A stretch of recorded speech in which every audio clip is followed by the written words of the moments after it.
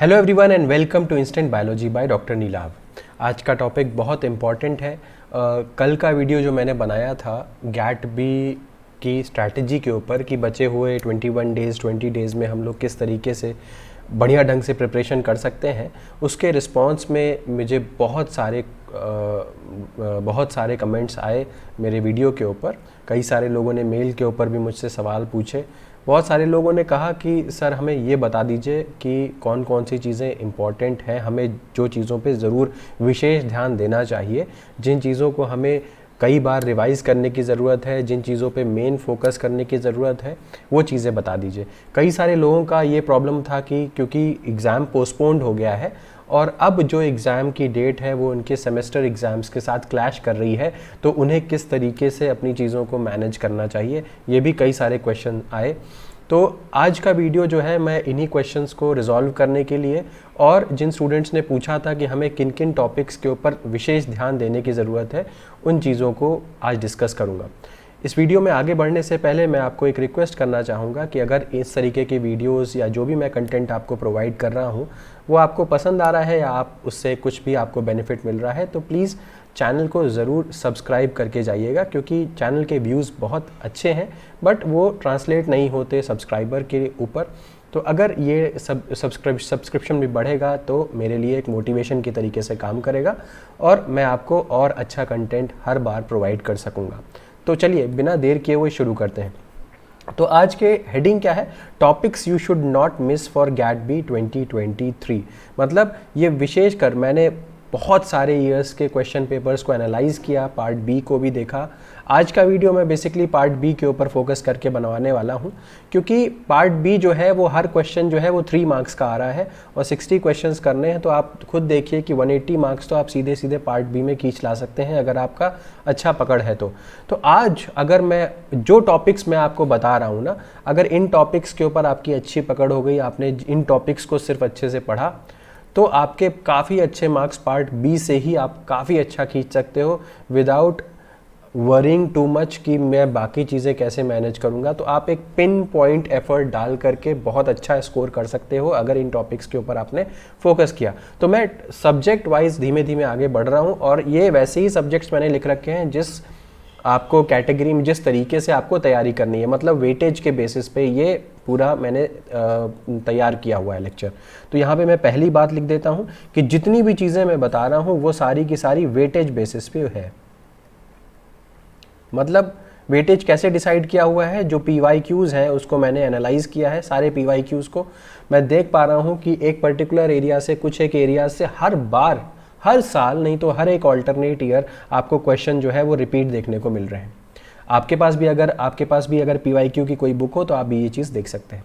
दूसरी चीज़ कि अब मैं ये बिल्कुल भी नहीं कह रहा हूँ कि आपको बाकी चीज़ें नहीं पढ़नी चाहिए। मैं बिल्कुल इस चीज़ के सपोर्ट में हूँ कि आपको सेलेक्टिव पढ़ाई नहीं करनी चाहिए, लेकिन अगर समय कम है और आपको ये डर लग रहा है कि आपका सिलेबस पूरा नहीं हो पाया है, तो भी अगर आप ठीक ठाक चाहते हैं कि आप अच्छा कर पाएँ एग्ज़ाम में, तो उसके लिए मैं ये चीज़ें बता रहा हूँ। मैं बिल्कुल आपको हमेशा ये सजेस्ट करूँगा कि आप सारी चीज़ें पढ़ करके जाइए एग्ज़ाम में। तो ये टॉपिक्स जो है जैसे मैंने बताया कि वेटेज के हिसाब से है। अब एक और प्रॉब्लम मुझे स्टूडेंट्स ने इस वीडियो को शुरू करने से पहले एक और प्रॉब्लम जो है स्टूडेंट्स ने मुझसे डिस्कस की थी कि सर हमारा जो एग्ज़ाम है वो हमारा जो सेमेस्टर एग्ज़ाम है उसके बीच में पड़ जा रहा है। देखिए, मैंने भी पढ़ाई की हुई है, बीटेक, एमटेक, फिर PhD किया हुआ है। मैं भी जानता हूँ सेमेस्टर एग्ज़ाम्स को क्रॉस करने के लिए आदमी बहुत ज़्यादा दिन तक ऐसा नहीं होता कि बहुत लंबे समय तक प्लान्ड वे में स्टडी करता है। कम से कम मैंने तो नहीं की थी। तो हमेशा आप एक आध दिन पहले नोट्स को पढ़ाई कर लेते हैं और उससे आपका सेमेस्टर एग्ज़ाम निकल जाता है। लेकिन गैट बी का एग्ज़ाम साल में एक बार आएगा और अगर इसमें अच्छा परफॉर्मेंस नहीं हुआ तो आपको अगले साल तक का वेट करना पड़ेगा। तो मेरे हिसाब से your focus should be GAT B this time. जो भी आपने एग्ज़ाम्स भरे हैं गैट बी के ऊपर मेन फोकस करिए। एक आध दिन पढ़ करके आप सेमेस्टर एग्ज़ाम तो निकाल ही सकते हैं। हालांकि इसको पोस्टपोन नहीं होना चाहिए था, बट अब आपके हाथ में कुछ भी नहीं है, जो हो चुका है सो हो चुका है।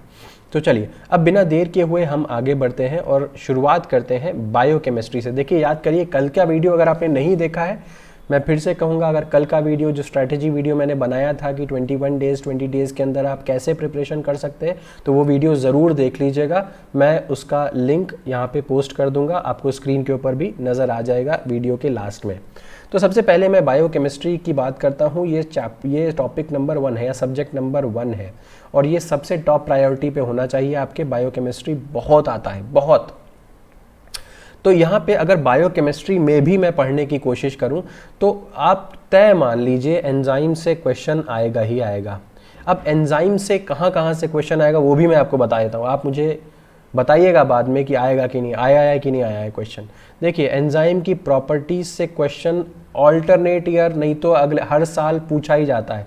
एंजाइम की क्या प्रॉपर्टी, एंजाइम क्या करता है, इक्विलिब्रियम कांस्टेंट को वेरी करता है क्या, डेल्टा जी के ऊपर इफेक्ट डालता है क्या, एक्टिवेशन एनर्जी का क्या करता है एंजाइम, क्या एंजाइम रिएक्शन में यूज़ होता है। इस तरीके के न जाने कितने क्वेश्चन गैडबी, गेट, CSIR, DBT हर जगह पूछे जाते हैं।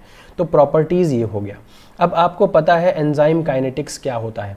एंजाइम काइनेटिक्स में क्या हुआ था, जैसे कि आपको पता है enzyme plus substrate gives off enzyme substrate complex.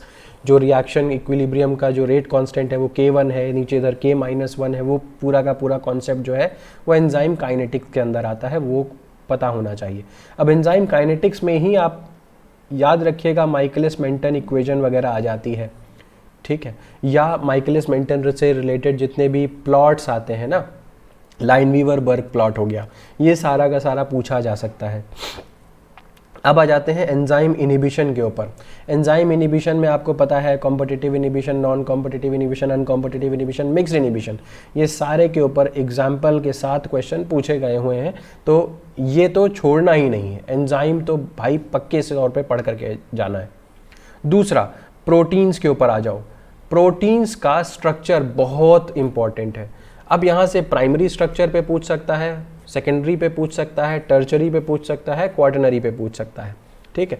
अब यहाँ से किस तरीके का क्वेश्चन, जितना मैंने देखा है, अब जैसे प्राइमरी स्ट्रक्चर में किस तरीके की बॉन्डिंग होती है, अब आप जानते हो अच्छे से कि अमाइनो एसिड की लिंकेज प्राइमरी स्ट्रक्चर में आती है। पेप्टाइड बॉन्ड के थ्रू एक अमाइनो एसिड दूसरे अमाइनो एसिड के ऊपर डिपेंडेंट रहता है, जुड़ता है एक अमाइनो एसिड दूसरे अमाइनो एसिड से। अब यहीं से वो जोड़ लिंक करके पूछ देगा कि पेप्टाइड बॉन्ड के क्या क्या प्रॉपर्टीज़ होते हैं, या पेप्टाइड बॉन्ड के साथ अब वो लिंक कर देगा रामाचंद्रन प्लॉट को। तो इस तरीके के क्वेश्चन यहाँ पे पूछे जाएंगे। प्राइमरी, सेकेंडरी, टर्चरी, क्वाटरनरी, इसमें कौन कौन सी बॉन्डिंग होती है, पेप्टाइड बॉन्ड का क्या नेचर होता है, पेप्टाइड बॉन्ड में वाटर मॉलिक्यूल रिमूव होता है, उसका क्या फिनोमेना है, ये सारी चीज़ें आपको प्रोटीन के स्ट्रक्चर में पता होनी चाहिए। अब आ जाइए प्रॉपर्टीज़ ऑफ अमाइनो एसिड्स। देखिए, अमाइनो एसिड जो 22 अमाइनो एसिड्स हैं, बहुत लोगों को अभी यही पता होगा कि 20 स्टैंडर्ड अमाइनो एसिड्स हैं, नहीं, तो 20+2 अब कंसिडर किया जाता है। सेलिनोसिस्टीन और पायरोलाइसिन को भी यहाँ पे जोड़ा जाता है, आपको पता है। अब इन सब की प्रॉपर्टी आपको ऑन टिप्स होनी चाहिए। कौन सा अमाइनो एसिड एलिफेटिक है, कौन सा अमाइनो एसिड एरोमेटिक है, कौन सा वाला OH कंटेनिंग है, कौन सा वाला एसिडिक है, कौन सा वाला बेसिक है, ये सब अच्छे से पता होना चाहिए। कौन सा पोलर है, कौन सा नॉन पोलर है, ये सब अच्छे से पता होना चाहिए। तो ये प्रॉपर्टीज़ ऑफ अमाइनो एसिड्स के अंदर आ जाता है। तो अगर आपको स्ट्रक्चर्स याद है तब तो आप बहुत हद तक प्रॉपर्टीज़ ऑटोमेटिकली आप डिस्कस कर ही लोगे। न जाने कितनी बार मैंने एग्जाम में देखा है ग्लाइसिन के ऊपर पूछा जाता है सिंपलेस्ट अमाइनो एसिड कौन सा होता है, या पूछा जाएगा मोस्ट फ्लेक्सिबल अमाइनो एसिड कौन सा होता है, या आपसे पूछ लेगा कि भाई हमको ये बता दीजिए कि सबसे ज़्यादा नॉन फ्लेक्सिबल अमाइनो एसिड कौन सा होता है, तो आप बताते हैं प्रोलीन होता है। तो ये सारी की सारी जो चीज़ें हैं, प्रॉपर्टीज़ ऑफ अमाइनो एसिड जो है वो आपको यहाँ पे पूछा जाता है। स्ट्रक्चर हो गया, प्रॉपर्टीज़ हो गई। अब मैं अगर बात करूँ टाइट्रेशन ऑफ अमाइनो एसिड्स की, तो टाइट्रेशन का मतलब क्या होता है, अब आप जानते हैं टाइट्रेशन मतलब क्या हो गया। जैसे कि पॉजिटिव और नेगेटिव चार्जेस, अगर एक पेप्टाइड है, एक लंबा सा पेप्टाइड है, उसमें बहुत सारे अमाइनो एसिड्स एक दूसरे से ऊपर लिंक्ड है, एक अमाइनो एसिड, दूसरा अमाइनो एसिड, तीसरा अमाइनो एसिड, चौथा अमाइनो एसिड, इस तरीके से अमाइनो एसिड्स एक दूसरे से लिंक्ड है। तो अब आपसे पूछ लेगा कि भाई इस पर्टिकुलर पीएच पे, एट अ पर्टिकुलर पीएच कितना चार्ज होगा, इस पेप्टाइड के ऊपर कितना चार्ज होगा एट अ गिवन पीएच। तो इस तरीके का क्वेश्चन आपसे कई बार एग्जाम में पूछा जाता है। अपार्ट फ्रॉम दैट ज्विटेराइन क्या होता है। अब आपको कोई एक अमाइनो एसिड दे देगा और उसमें पूछेगा कि भाई अगर हम इतना पीएच ले लेते हैं, इस अमाइनो एसिड को इतने पीएच पे रख रहे हैं तो इसका नेट चार्ज कितना होगा। इस तरीके के कुछ क्वेश्चंस मैंने रेगुलरली देखे हैं आपके गैट-बी के एग्जाम में। अच्छा, बायोकेमिस्ट्री तो इतनी चीज़ें तो आपको मुझे लगता है कि पढ़ के जानी चाहिए। मैं ये बिल्कुल भी नहीं कह रहा हूँ कि बाकी चीज़ें मत पढ़ के जाइए, लेकिन फॉर दोज स्टूडेंट्स जिन्होंने मुझसे रिक्वेस्ट किया था कि सर इंपॉर्टेंट पॉइंट्स कम से कम हाईलाइट कर दीजिए हर टॉपिक के, उनके लिए ये मैं बता रहा हूँ। अब सर जनरल क्वेश्चंस को भी मैंने बहुत बार देखा है आपके गैट-बी के एग्जाम में। जनरल क्वेश्चन, अब देखिए जनरल क्वेश्चंस आपके, अगर आप ठीक से पढ़ाई किए हो तो जनरल क्वेश्चंस आप पार्ट ए में भी टारगेट कर सकते हो और पार्ट बी में भी टारगेट कर सकते हो। अब जैसे कि पीएच के ऊपर बहुत सारे क्वेश्चंस आए हुए हैं, आपको H प्लस आयन का कंसंट्रेशन दे देगा। आपको पता है formula negative log of H plus होता है, किसका? पीएच का। PH is equals to negative log of H plus. अब अगर आपको H प्लस दिया हुआ है कंसंट्रेशन, पीएच आप आसानी से निकाल सकते हो, तो वो पीएच वाला क्वेश्चन आएगा। बफर वाला, बफर में आपको हैंडरसन हैसलबैक इक्वेशन आपको पता होनी चाहिए, पीएच इज इक्वल्स टू पीके वाला इक्वेशन आपको पता होनी चाहिए बढ़िया से। इसके बाद delta G, delta H, delta S, free energy का कॉन्सेप्ट, एंथैल्पी का कॉन्सेप्ट, एंट्रोपी का कॉन्सेप्ट, ये इस तरीके का न्यूमेरिकल बेस्ड का क्वेश्चन जो है वो पार्ट ए में भी पूछा जा सकता है और आपका पार्ट बी में भी पूछा जा सकता है, इसीलिए मैंने यहाँ पे जनरल करके लिख दिया है। तो मैं आपको ये पीडीएफ जो है वो आपको भेज दूंगा, आपको कुछ भी लिखने की यहाँ पे ज़रूरत नहीं है। आप टेलीग्राम ग्रुप ज्वाइन कर लीजिएगा, टेलीग्राम ग्रुप के ऊपर आपको ये पीडीएफ अवेलेबल हो जाएगा, तो इसका टेंशन ना लीजिएगा। अब बात कर लेते हैं, देखिए मैंने बायोकेमिस्ट्री में सारी बातें आपसे कर ली, क्या क्या पढ़ना चाहिए। और अब आ जाता हूँ मैं इसके नेक्स्ट पे, आरडीटी और एनालिटिकल टेक्निक। मैं कल का वीडियो याद करिए, सेकंड नंबर पे आरडीटी एनालिटिकल टेक्निक था। अब यहाँ से मैंने कई दफ़ा देखा है वेक्टर के ऊपर क्वेश्चंस आते हैं, ठीक। वेक्टर कौन कौन से वेक्टर, जैसे कि प्लाज्मिड हो गया, फेजमिड हो गया, है ना, इसके अलावा आपका बैक हो गया, याक हो गया, ठीक है, कॉस्मिड हो गया। कितनी तरीके के वेक्टर्स हम लोग जानते हैं, उन सब के इंसर्ट साइज याद रखिएगा। कौन सा इंसर्ट साइज, या इंसर्ट साइज अगर मुझे सॉरी बढ़ाना है तो ज़्यादा इंसर्ट साइज रखना है तो मुझे कौन सा वाला ये वेक्टर का इस्तेमाल करना चाहिए। तो ये तो वेक्टर के टाइप्स हो गए। और अगर आपको मौका लगे तो आप ज़रूर ये भी पढ़ लीजिए कि भाई जो वेक्टर है उसकी प्रॉपर्टीज़ क्या क्या होती हैं, what are the properties of the vector, ये बात भी हमें अच्छे से पता होनी चाहिए, ठीक, ये भी पता होना चाहिए। तो यहाँ तक की बात तो हमें समझ में आ गई। अब बात करते हैं, वेक्टर में ही एक बड़ा इंपॉर्टेंट सा कॉन्सेप्ट आता है जिसको हम बोल देते हैं एग्रोबैक्टीरियम, ठीक है। एग्रोबैक्टीरियम बड़ा इंपॉर्टेंट कॉन्सेप्ट है, इसको ज़रूर अच्छे से पढ़ लीजिएगा। अगर आपको नहीं याद है कोई दिक्कत नहीं है, मैंने ऑलरेडी इसके ऊपर एक वीडियो बना रखा है, आप प्लेलिस्ट के ऊपर जाकर के सर्च करिएगा, आपको वहाँ पे मिल जाएगा। नहीं तो आपको एग्रोबैक्टीरियम मीडिएटेड ट्रांसफॉर्मेशन मैंने आज ही वीडियो शेयर किया हुआ है अपने टेलीग्राम ग्रुप के ऊपर, वहाँ पर भी आपको मिल जाएगा। ज़रूर पढ़ करके जाइएगा, मुझे ऐसी उम्मीद है कि यहाँ से क्वेश्चन इस बार आना चाहिए। अब बात करते हैं रेस्ट्रिक्शन एंजाइम्स की। अब आप अच्छे से जानते हैं रेस्ट्रिक्शन एंजाइम्स कितने तरीके के होते हैं, टाइप 1, टाइप 2, टाइप 3। इसमें से टाइप 2 सबसे इंपॉर्टेंट होता है। क्या क्या फीचर्स होते हैं रेस्ट्रिक्शन एंजाइम के, वो पता होने चाहिए। आरडीटी में कौन कौन से एंजाइम्स यूज़ होते हैं, जैसे पॉलीन्यूक्लियोटाइड काइनेज हो गया, एल्कलाइन फॉस्फेटेज हो गया, आपका लाइगेज हो गया, ये सारे एंजाइम की प्रॉपर्टी जो है वो रटी हुई होनी चाहिए, यहाँ से क्वेश्चन बनता है। अब इसके अलावा अगर मैं आरडीटी में ही जाऊँ तो ट्रांसजेनिक प्लांट्स एंड एनिमल्स जो हैं इनके एग्जाम्पल्स, जैसे कि फ्लेवर सेवर टोमेटो हो गया, बीटी कॉटन हो गया, इस तरीके के जितने भी एग्जाम्पल्स हैं वो आपको अच्छे से आने चाहिए। गोल्डन राइस हो गया, इसके अलावा बहुत सारे और भी एग्जाम्पल्स हैं। तो ये ट्रांसजेनिक प्लांट्स एंड एनिमल्स के अंदर आपको पता होना चाहिए। तो इतनी बात, कुछ मोटी मोटी आरडीटी में इतनी चीज़ें तो मेनली पता होनी ही चाहिए। टेक्निक्स की बात करूँ तो माइक्रोस्कोपी से कई क्वेश्चंस आ चुके हैं। सर्कुलर डाइक्रोइज्म से मैंने क्वेश्चन देखा है कि सेकेंडरी स्ट्रक्चर कैसे प्रेडिक्ट किया जा सकता है, तो आपको पता है सीडी से प्रेडिक्ट किया जा सकता है। यूवी विजिबल स्पेक्ट्रोस्कोपी में बियर लैम्बर्ट लॉ वगैरह के ऊपर क्वेश्चन आते हैं।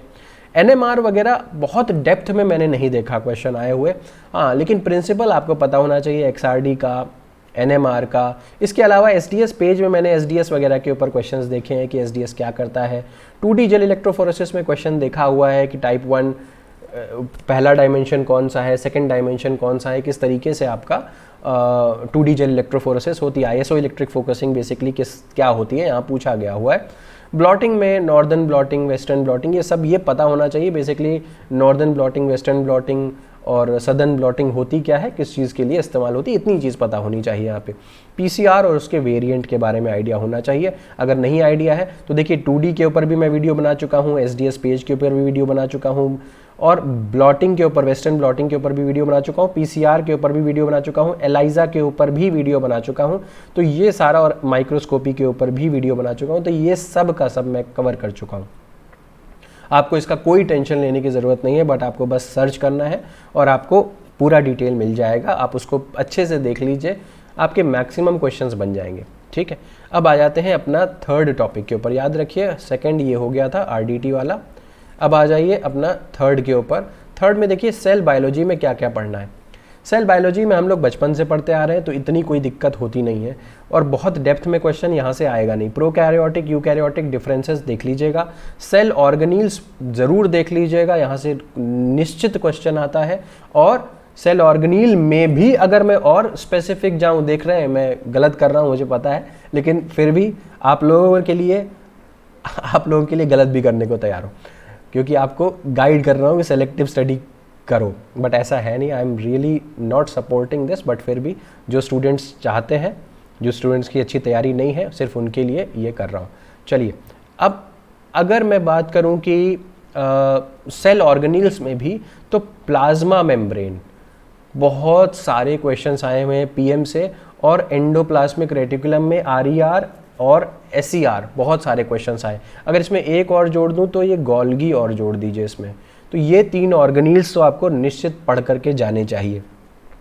सिग्नलिंग बहुत सारी तरीके की होती है, लेकिन मैं आपको सब पढ़ने के लिए नहीं कह रहा हूँ। आप कम से कम GPCR और RTK ज़रूर पढ़ लीजिएगा। रिसेप्टर टायरोसिन काइनेज के कई सारे आपको वेरिएंट्स मिल जाएंगे, GPCR के कई सारे वेरिएंट्स मिल जाएंगे, इसको सारा पढ़ लीजिएगा।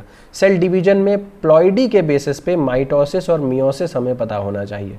डाइप्लॉइड किस में रहता है और हैप्लॉइड किस में हो जाता है, ये पता होनी चाहिए। मियोसिस का 2 पार्ट होता है, आप जानते हैं, मियोसिस 1, मियोसिस 2।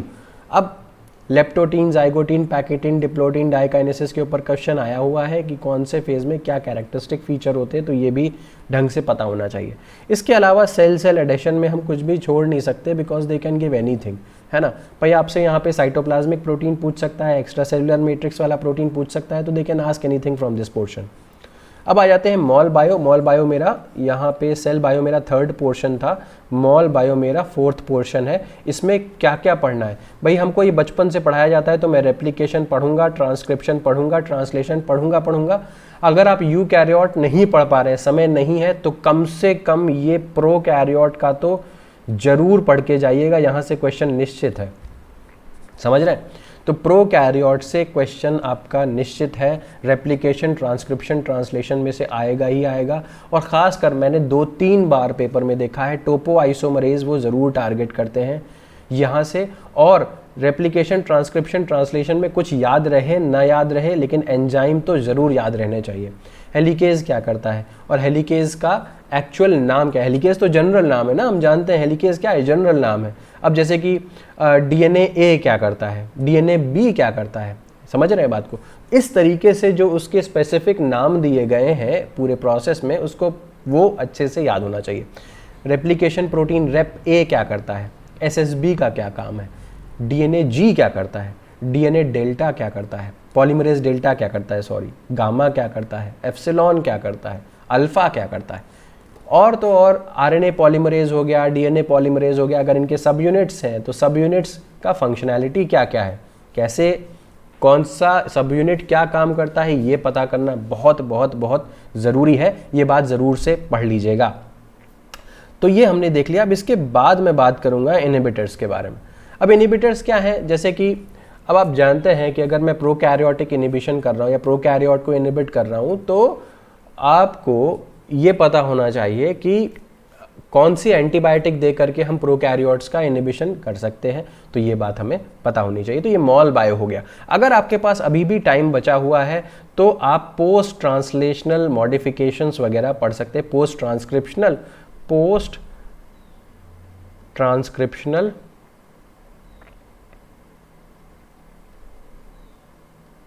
या इसके अलावा ट्रांसलेशनल मॉडिफिकेशन अगर आपके पास टाइम मिले तो आप पढ़ सकते हैं। और लास्ट में ओपरॉन कॉन्सेप्ट, अगेन मैं कह रहा हूँ टाइम हो तो ये कर लीजिएगा, बाकी ये चीज़ें तो ज़रूर पढ़ के जानी ही जानी है। तो ये मॉल बायो की कहानी हो गई।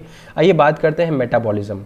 देखिए मेटाबॉलिज्म नंबर मैं देख लूँ एक बार कंफर्म कर लूँ, ये 4th था, मेटाबॉलिज्म आपका 5th हो गया। देखिए मेटाबॉलिज्म में क्या करना है, मेटाबॉलिज्म में कम से कम हमें फोटोसिंथेसिस और रेस्पिरेशन तो ज़रूर पढ़ लेना है। फोटोसिंथेसिस में C3, C4, कैम, C2 ये सारी चीज़ें हमें दिमाग में क्लियर होनी चाहिए। रेस्पिरेशन में ग्लाइकोलाइसिस, क्रेब्स साइकिल, ETC। इसके अलावा पेंटोज फॉस्फेट पाथवे अगर टाइम हो तो पढ़िए, बीटा ऑक्सीडेशन टाइम हो तो ज़रूर पढ़ लीजिए। इन सारी चीज़ों को मैं मेटाबॉलिज्म में रिकमेंड करता हूँ, यहाँ से क्वेश्चन निश्चित आता है। आइए बात करता हूँ जेनेटिक्स की। जेनेटिक्स में प्रोबेबिलिटी के ऊपर, प्रोबेबिलिटी एज सच मतलब मैथ वाली प्रोबेबिलिटी नहीं, जो जेनेटिक्स में प्रोबेबिलिटी लगती है वो, क्योंकि मैं जब स्टूडेंट्स को पढ़ाता हूँ, अगर आपने कभी मेरी क्लास देखी होगी तो हमेशा प्रोबेबिलिटी को एक सेपरेट क्लास में पढ़ाता हूँ कि भाई जेनेटिक्स में ये प्रोबेबिलिटी के पोर्शन ये अगर नहीं क्लियर है तो आप जेनेटिक्स का क्वेश्चन नहीं बना पाओगे, ठीक है। क्योंकि जैसे कि एक कपल है, उसने अपने 3 बच्चे उन्होंने प्लान किए हैं, 2 बच्चे लड़के हो, एक बच्ची लड़की हो, तो उसकी क्या प्रोबेबिलिटी, इस तरीके के क्वेश्चंस जो हैं वो आपको आने चाहिए। या अगर एक फीमेल है, एक मेल है, फीमेल एक्स लिंक्ड रिसेसिव है, ये मेल जो है वो नॉर्मल है, क्रॉस होगा तो डिजीज़ कितने उस बच्चे होंगे, नॉन डिजीज़ कितने होंगे, ये सब आप प्रोबेबिलिटी से निकाल सकते हैं। मैं हमेशा अपने स्टूडेंट्स को ये ज़रूर पढ़ाता हूँ, क्योंकि इससे मैक्सिमम क्वेश्चन आपके प्रोबेबिलिटी के झट से निकल जाते हैं। तो प्रोबेबिलिटी हो गया। इसके अलावा बैक्टीरियल जेनेटिक्स बड़ा इंपॉर्टेंट टॉपिक है, और बैक्टीरियल जेनेटिक्स में देखिए आपसे पूछेगा कि जीन का सीक्वेंस क्या होता है। आप जानते हो इंटरप्टेड मेटिंग एक्सपेरिमेंट के बारे में आपने पढ़ा होगा। इंटरप्टेड मेटिंग एक्सपेरिमेंट में आपको पूछेगा कि भाई इतनी देर में 10 मिनट में इतने जीन्स ट्रांसफ़र हुए, 15 मिनट में इतने ट्रांसफ़र हुए, 20 मिनट में इतने ट्रांसफ़र हुए, तो हमें ये बता दीजिए कि सीक्वेंस क्या है। तो सीक्वेंस आपको पता होना चाहिए, तो उसके लिए आप बैक्टीरियल जेनेटिक्स अच्छे से पढ़ लीजिएगा। F+ क्या होता है, F- क्या होता है, F' क्या होता है, HFR क्या होता है, ये सारी चीज़ें। इसके अलावा कम्प्लीमेंटेशन वगैरह पढ़ना ज़रूरी है। मेंडल के law, basically Mendelian inheritance, non Mendelian inheritance, directly formula based question आते हैं, इतना ज़्यादा कोई टिपिकल क्वेश्चन नहीं आता, मुझे यहाँ नहीं लगता। आते हैं कि नॉन मेंडेलियन में बता ही दिया आपको कि जिसमें कि एपिस्टैसिस वगैरह होता है, कोडोमिनेंस हो गया, इनकम्प्लीट डोमिनेंस हो गया। इसके अलावा लिंकेज का कॉन्सेप्ट पूछा जाता है। लिंकेज में आप जानते हैं क्रॉसिंग ओवर और लिंकेज जो है वो एक दूसरे से इन्वर्सली प्रोपोर्शनल है। अगर लिंकेज बढ़ेगा तो क्रॉसिंग ओवर घटेगा, क्रॉसिंग ओवर बढ़ेगा तो लिंकेज घटेगा, ये चीज़ें पूछी जाती है। इसके अलावा मैपिंग में क्वेश्चन आते हैं, जैसे कि मैपिंग में आपसे पूछा जाएगा कि रिकॉम्बिनेंट की फ्रीक्वेंसी क्या होगी। आप सेंटीमॉर्गन वाला कॉन्सेप्ट जानते होंगे कि रिकॉम्बिनेंट फ्रीक्वेंसी और सेंटीमॉर्गन जो है वो एक ही जैसे हम यूज़ करते हैं। इस टाइप की चीज़ों पर क्वेश्चन पूछा जाएगा। अब बात कर लेते हैं इम्यूनोलॉजी की। इम्यूनोलॉजी हमारा 7th पार्ट है। इम्यूनोलॉजी का सिलेबस बहुत ज़्यादा है, लेकिन हम प्रयास कर सकते हैं कि हम स्पेसिफिक चीज़ें पढ़ लें जहाँ से हम हाई यील्ड कर सकें, अपने मार्क्स बढ़िया लेके आ सकें। तो देखिए अडेप्टिव इन्नेट इम्यूनिटी के बीच में डिफरेंस पता होना चाहिए, एक्टिव पैसिव इम्यूनिटी के बीच में एंटीजन क्या होता है, और क्या सारा इम्यूनोजन एंटीजन होता है या सारा एंटीजन इम्यूनोजन होता है या नहीं होता, और प्रॉपर्टीज़ इम्यूनोजन की क्या क्या हैं, ये विशेष तौर पे हमें पता होना चाहिए। कौन कौन से इम्यून सेल्स हैं, टाइप्स पता होने चाहिए, ऑर्गन्स कौन कौन से हैं, एंटीबॉडी का स्ट्रक्चर कौन कौन सा होता है, किस तरीके का होता है एंटीबॉडी का स्ट्रक्चर, और एंटीबॉडी के टाइप्स कौन कौन से होते हैं। भाई आप जानते हैं ना, IgG हो गया, IgA हो गया, इनकी प्रॉपर्टीज़ पता होनी चाहिए। MHC टाइप 1, टाइप 2 दोनों का स्ट्रक्चर पता होना चाहिए।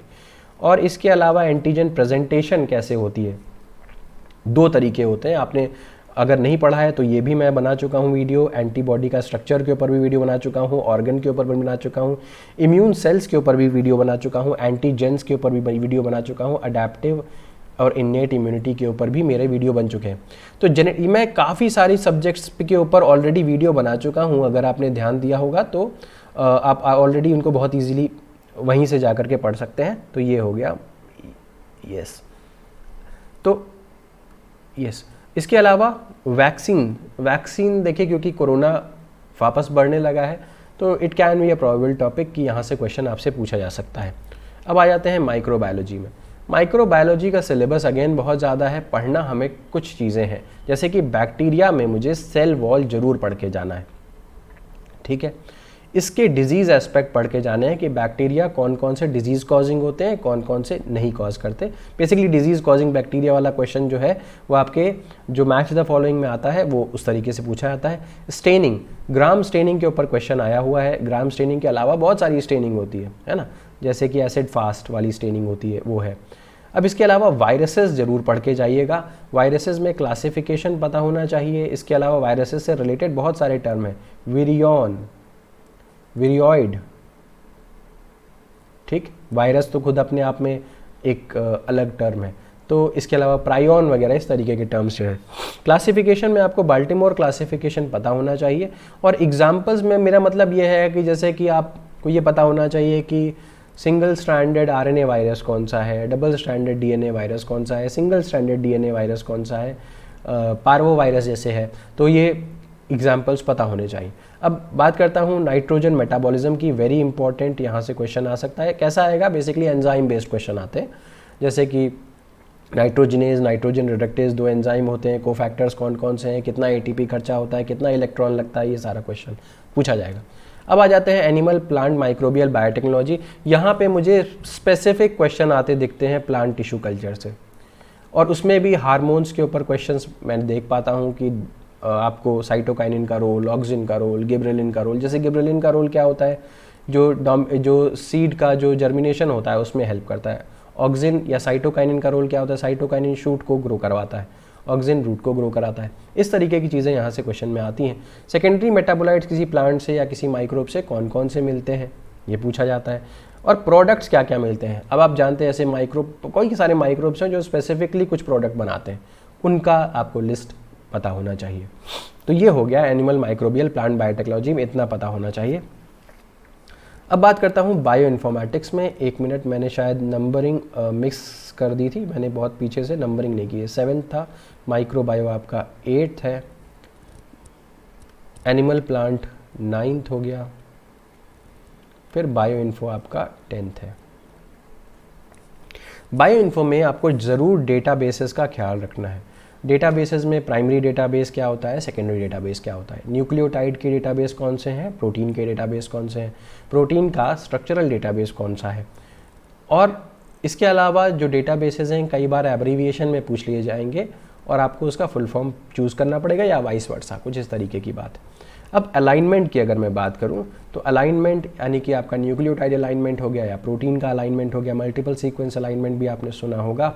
अब किस एल्गोरिथम, या सॉरी एल्गोरिथम नहीं कहना चाहिए, कौन सी मैट्रिक्स पे बेस्ड होता है, ब्लॉसम मैट्रिक्स क्या होती है, पैम मैट्रिक्स क्या होती है, 1% पैम किसे कहते हैं, पैम का फुल फॉर्म क्या होता है, ब्लॉसम का फुल फॉर्म क्या होता है, ब्लास्ट के अलग अलग वेरिएंट्स कौन कौन से हैं, ब्लास्ट में ई वैल्यू क्या होती है और वो क्या सिग्निफाई करती है, फाइलोजेनेटिक ट्रीज़ कितनी तरीके के होते हैं, क्या सिग्निफाई करते हैं, ये सारी चीज़ें आपको यहाँ बायो इन्फॉर्मेटिक्स में, इतनी बात तो कम से कम ज़रूर पढ़ी होनी चाहिए।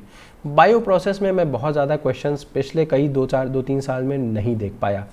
डाउन स्ट्रीम प्रोसेसिंग से हाँ ज़रूर क्वेश्चन देख लीजिएगा, जैसे सेंट्रीफ्यूगेशन हो गया, जैसे कि क्रोमेटोग्राफी हो गया, ठीक, ये कुछ यहाँ से कुछ क्वेश्चंस आपके उठ सकते हैं। अगर मैं प्रोसेस की बात करूँ, जैसे कि प्रोसेस में मेरा प्रोसेस से मतलब क्या है कि बैच कल्चर क्या है, कंटिन्यूअस क्या है, फेड बैच क्या है, किसकी क्या क्या खासियतें हैं, और बैच कल्चर में जो काइनेटिक्स होता है ये काफ़ी इंपॉर्टेंट है, lag phase, log phase, stationary phase, ये सारी बातें। अब इसके अलावा कंपोनेंट्स ऑफ फर्मेंटर के ऊपर भी मैंने क्वेश्चंस देखे हैं, खासकर बैफेल, स्पार्जर वगैरह के ऊपर, इम्पेलर के ऊपर क्वेश्चन देखे हुए हैं, तो वो एक चीज़ देखने वाली है। इसके अलावा KLA देख लीजिएगा, ठीक, ये हो गया। अब रेनॉल्ड्स नंबर के ऊपर क्वेश्चन आया है, पावर नंबर के ऊपर क्वेश्चन आए हैं, ये न्यूमेरिकल थोड़ा बहुत यहाँ से पूछा गया है। तो आपने देखा ही होगा बायो प्रोसेस के ऊपर तो मेरी पूरी की पूरी प्लेलिस्ट है, अगर आपने नहीं देखा है तो आप ज़रूर देख लीजिए, आपका उससे बायो प्रोसेस पार हो जाएगा, ठीक। तो ये कुछ टॉपिक्स है जो मुझे लगते थे कि आपको ज़रूर पढ़ के जाने हैं। इसके अपार्ट अब अगर आपके पास थोड़ा बहुत टाइम डेली बेसिस पे बच रहा है तो आप कोशिश करिए कि अगर आप स्पेयर करना चाहें टाइम तो आप गैट बी पार्ट A में दे सकते हैं, लेकिन तभी जब आपको लगता है कि भाई मेरा पार्ट B पे ठीक ठाक कमांड हो गया है। तो अगर नहीं तो आपको पार्ट बी के ऊपर ही फोकस करना चाहिए, अदरवाइज़ फिर आप पार्ट बी से भी हाथ धो बैठोगे। ठीक है, तो ये सारे के सारे मैंने टॉपिक्स बना दिए। मुझे उम्मीद है कि ये वीडियो आपको पसंद आया होगा। अगर पसंद आया होगा तो चैनल को बिना सब्सक्राइब किए बिल्कुल न जाइएगा और ये वीडियो को लाइक करिएगा और अपने फ्रेंड्स के साथ भी ज़रूर शेयर करिएगा। बेल आइकन को दबाना बिल्कुल मत भूलिएगा। Thank you so much, have a good day.